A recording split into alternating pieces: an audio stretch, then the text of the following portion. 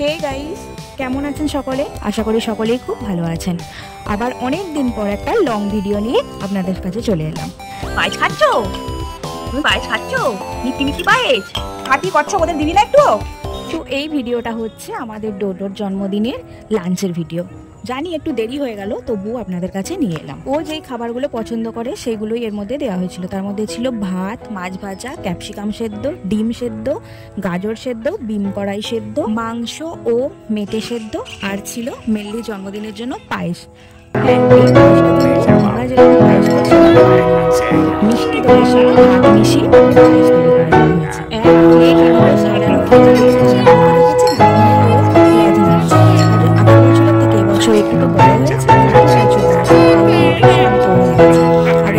দুষ্টুমি করে খাবারের থালায় কোনটা খাবে ঠিক করতে পারছিল না। এবছর কিন্তু দেখুন শান্তভাবে কেমনও বসে আছে।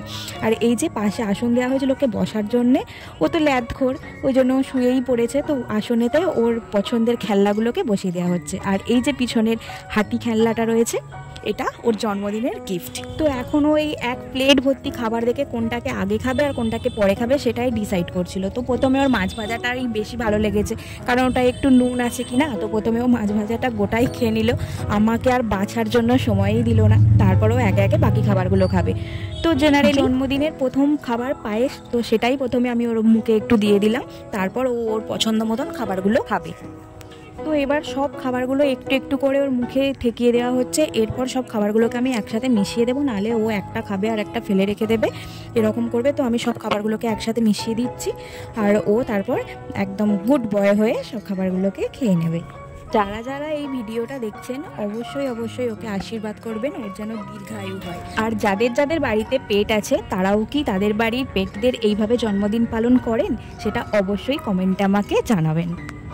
ওর যখন প্রথম জন্মদিন পালন করা হয়েছিল, মানে ওর ফার্স্ট বার্থডে 1 বছর বয়সে, তখন যেমন এরকম বাঙালিয়ানাভাবে ওর বার্থডে সেলিব্রেট করা হয়েছিল, ঠিক তেমনভাবেই কেক কেটে ওর বার্থডে সেলিব্রেট করা হয়েছিল। তবে এবছর সেটা সম্ভব হয়ে ওঠেনি কোনো কারণবশত। তবে তাই বলে কি জন্মদিন পালন করা হবে না? বাড়িতে একটা ছোট সদস্য থাকবে আর তার জন্মদিন পালন করা হবে না, এটা তো মানাই যায় না, তাই না? তো বাঙালিয়ানা হিসেবেই এইভাবে ছোট করে ওর জন্মদিনটা এইভাবে পালন করা হয়েছে।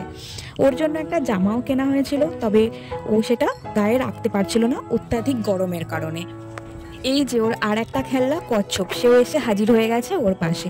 ওর এরকম যে কত খেলনা আছে, আর একটা আছে এরকম বড় টেডি, সেটাকে আর এখানে ক্যামেরার মধ্যে আসেনি, কারণ ক্যামেরাটা তো মা করে দিচ্ছিল, সেই জন্য টেডিটাকে আর ক্যামেরার মধ্যে আনতে পারেনি।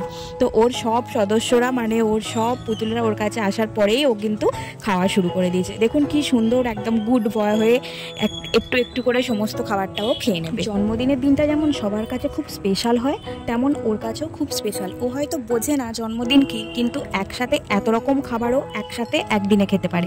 সেই কারণে ওর কাছে আজকের দিনটা শুয়ে শুয়ে খেয়ে বাবুর সেভাবে পোষাচ্ছিল না, তাই একদম সিধে উঠে দাঁড়িয়ে গেছে। দাঁড়িয়ে ও সবটা খাবে। খাওয়া দাওয়াটা কমপ্লিট করবার পর ও একদম চলে যাবে ওর পায়েস খেতে। পায়েস খাও? পায়েস খাচ্ছিস রে তুই? এটা পায়েস খাচ্ছ? তুমি পায়েস খাচ্ছ? মিষ্টি মিষ্টি পায়েস? বাবা বাটি ফুটো হয়ে যাবে। তো তোর ওই পুতুলরা বসে আছে, ওদের দিবি না? হাতি কচ্ছপ, ওদের দিবি না একটু? আজ এইটুকুই রইলো, ওর প্রতিটা জন্মদিন যেন এভাবেই সেলিব্রেট করতে পারি। সকলে ওকে আশীর্বাদ করবেন।